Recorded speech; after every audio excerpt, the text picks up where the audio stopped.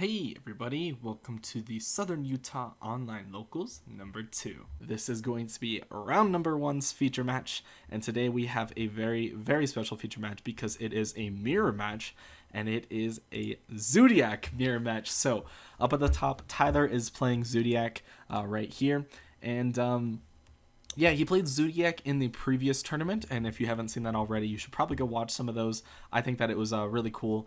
His feature match from round number 3 was absolutely fantastic, and I would very much recommend watching it. I think it was actually really good. But we have two different versions of Zoodiac, because at the bottom we have a going first version, and up at the top we have a going second version. So let's see which one's superior, I guess, in this specific case. It's going to be very interesting to see what comes down from this. And yeah, if you haven't noticed, by the way, we have switched the format. This is what it used to look like, and I'm switching it from now on to this because I think it looks cleaner, and I think it's much simpler for people to understand, just because it's more focused on the dueling book thing. And yeah, so it just looks a little bit better. But yeah, let's go ahead and get started with it. So obviously, since he wants to go second and I want to go first, I'm going to be taking the first move. So I'm going to go ahead and start off with a normal summon of Thoroblade, using the effect pitching the Thoroblade in my hand to go ahead and draw a card. Drawing it a Judgment here is fantastic, just being able to have pretty much 4 forms of negates, because all of these cards are fantastic against Zoo. So I'm going to go ahead and overlay a Hammer Kong, a Tiger, and then detach the Tiger to special back the Thoroblade. And then I'm going to overlay on top for a Chakanine, which is going to detach and special back a Tiger Mortar. Then we're going to overlay a Dryden on top of that, and I'm going to be putting it in attack mode here. It's just like habit to put these zoo monsters in defense, but yeah, attack mode definitely here because it does have 3200 attack. The problem is that it's going to be playing into this lightning storm, but I'm gonna have 4 back row anyways, and plus I have a judgment. I have 2 judgments, so it's not like it's really gonna matter. So I go ahead and pass my turn. He draws for turn, and he just goes straight into battle phase and activates the evenly matched. I don't know if I agree with that. I think he probably should have used the lightning storm first to bait out my judgment, assuming that I only had one. Either way, it's not going to matter because I'm just going to pay 4,000 and negate that. Like, I'm not letting that go through. He's going to go ahead and also use the impermanence on the Dryden. I let that go through because I have other forms of negation, right? So like if he tries to Dryden my Dryden, I can judgment it. I can impermit, I could call by, just all these sort of things. So he's going to go ahead and activate Tenki. Obviously, I can't negate it with the Dryden because Dryden's negated, so I let that go through. And he misclicks here, but he ends up adding the Thoroblade here. Then he's going to normal summon the Thoroblade and discard the Ram. That's fine because I don't really have a reason. I could have judgmented this, but his Dryden would still be in his extra deck, which would be the problem. So I decided not to do that. He definitely should have used the lightning storm. He does realize that now that he missed something. He says, I missed something in the beginning. Yeah, he probably should have used the lightning storm, which is a little unfortunate. But anyways, he's going to go ahead and use the Chakanine, and I'm going to go ahead and negate that. I probably should have just judgmented this so I would have kept my impermanence, but it's not going to matter either way because I'm just going to impermanent, and then he's going to go ahead and he misclicks. Oh, he doesn't misclick, I guess. He just ends his turn. But I say, hey, like, I think you forgot Dryden. And he's like, yeah, I'll just summon it. And then I'm like, okay, I'll just judgment that. So, I mean, I did kind of bait him into it, but, like, it's still, it forced one of my negates out. So, yeah. Anyways, moving into my turn, I draw Whiptail for turn. And I just decide to go ahead and overlay a Chakanine on top of the Tiger. Then use the Chakanine's effect to summon back a Hammer Kong from the graveyard. And then I can go ahead and normal summon my Whiptail, turning it into a Borbo. And then I can link everything off into a Megaclops and use the Megaclops to grab the back row. So I'm just baiting out the back row no matter what it is here. If it's an impermanence, he's going to negate my cards. Whatever, it's fine. It's going to be baited out anyways. So he's going to give me it here. I'm going to summon back a Chakanine, and I'm going to detach from the Chakanine to summon a Tiger back from the grave. And then I can use summon another Tiger off of the Chakanine, because I didn't use Tiger this turn. I used the Tiger from the last turn, so this is my first summon of the Tiger for this turn. And then I use it to detach, and we reattach the Whiptail to the Dryden. So my Dryden is just chonk in here, right? And I think, it's just all Beast Warriors you control. So this is just huge right here, sitting at 4,400. So my Megaclops is hitting for 22,000, and then my Dryden's going to be hitting him for 44 cut in half, which is 2,200. So absolutely insane. I pass my turn back to him because it's fine. I have the Dryden as well as a Call by the Grave, and I don't think he can out my Mega Clops. So I think that at this point I pretty much win. I can hit his normal summon with my Dryden. So that's pretty much what I'm gonna do. I say Thor's fine because I'm gonna wait for him to go into a summon, and then I'm just gonna go ahead and use my Dryden here. Or no, I'm gonna let the Chuckanine go through because I'm gonna call by the target, which is Ram Ram. I'm just gonna banish it. It's fine. And then he just scoops it up there because I can Trident pop and then kill him the next turn. So it's not going to matter either way. So pretty clean game number 1. And this game number 2 is going to last quite a while. So sit back and relax. Go grab a snack. So this is going to be quite a while. So here we go. Very interesting here. He opts for me to go first. I was honestly assuming that he wanted to side in all of his trap cards. So I decided to go second, actually, or I kind of sided because I wasn't sure, so I didn't want to put in the Evenlies and the Lightning Storm, so I just put in some like generic hand traps that are good against it. So like Ghost Ogre and Nibiru are good against Zeus, so I just decided to throw those in.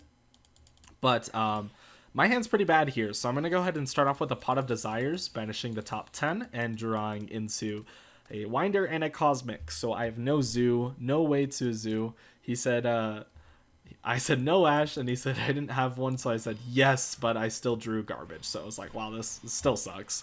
So I'm going to set Buffalo and 2 copies of Cosmic.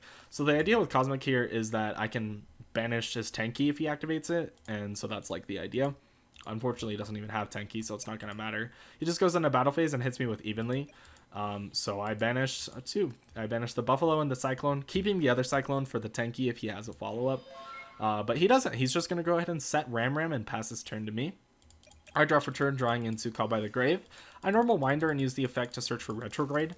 And then at this point, I can just attack. I'm assuming that this is something low. I assumed it was a Ram Ram, but I might as well figure it out right now. It's only 200 life points if I'm wrong. So I do take the risk, and unfortunately I'm wrong, and I take 200 damage. He draws return, drawing into a Pot of Desires, so he's going to banish the top 10 cards of his deck, and I believe he banishes Retrograde here, and you'll see that. Yep, the Retrograde is the 10th card banished. And he draws into Impermanence and Desires, so he has a Desires for the next turn. So he could make a Zoo here, like a Trident possibly, and I think that probably would have like shot him back into the game. Just because he would have had like Zoos to follow up with. I think he probably should have gone for the Tridents and then later go for a Chuckanine, because if he Trident, pop my Winder, and then brings and then he like overlays a Chuckanine and then brings back that Ram, he has like follow up. Unfortunately, he doesn't do that. Keep in mind he is a fairly like new player. He's kind of inexperienced. So yeah, don't go too crazy on him in the comments or anything like that. I decided to switch my Winder to defense mode, thinking like he can't kill it with Ram, so it's like whatever. But my hand does nothing, right? Like I just can't do anything. So I pass my turn over to him, and he's going to go ahead and set the Evenly and then draw or normal his Buffalo, which is pretty good here because he can just go ahead and kill my Winder. And yeah, he doesn't have access to Tenki, but I was gonna say something, but anyways, he's gonna kill my Winder, and then in main phase 2, he's gonna grab it back with the Monster Reborn, and he's gonna overlay for a copy of the Time Thief Redoer. Oh, he was checking for his banished retrograde because he summoned Winder, so he can definitely use the effect there, but he doesn't have a retrograde, so unfortunately he can't actually search. So he does summon the Time Thief Redoer, and then go into my turn. I draw another Call by the Grave for turn. He uses Redoer to grab the Monster Reborn, and that sucks.